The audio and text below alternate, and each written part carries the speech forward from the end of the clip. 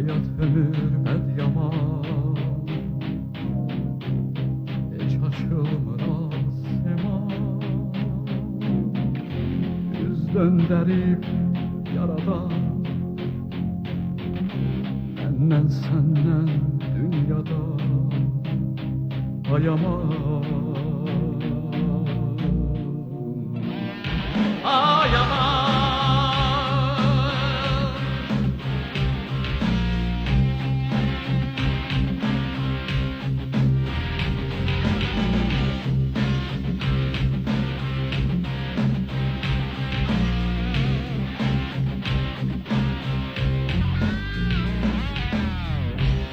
Sevinç getir ey insan,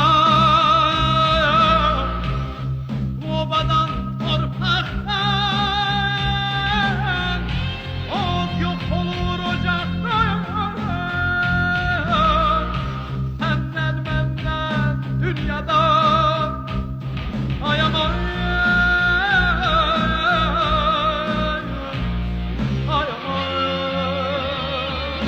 Göğe bir bak, yere bir bak, hayat güzel ay Allah. Bir gün sevinç bizim olar bizim bir sabah. Göğe bir bak, yere bir bak, hayat güzel ay Allah. Bir gün sevinç bizim olar bizim bir sabah.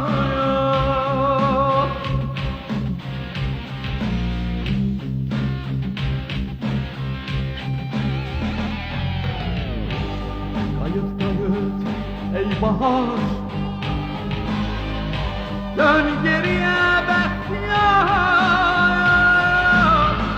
Koy dönmezsin yaradan, senden benden dünyada. Dayaman, dayaman.